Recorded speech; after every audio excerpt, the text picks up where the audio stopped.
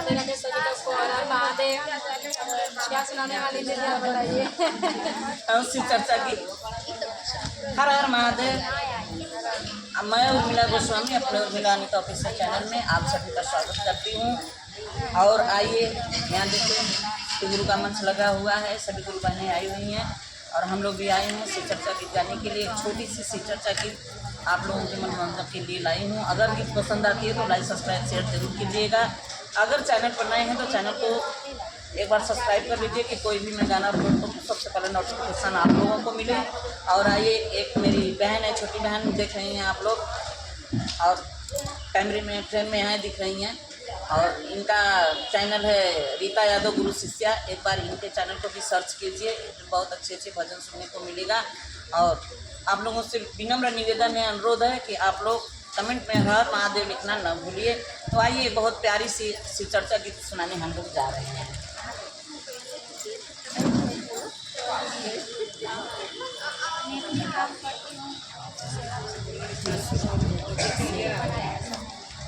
रसूल गिरे धमक से बोला डमरू गिरे अंगनवा में। रसूल गिरे धमक से बोला डमरू गिरे अंगनवा में। रसूल गिरे धमक से बोला डमरू गिरे अंगनवा में। रसूल गिरे धमक से बोला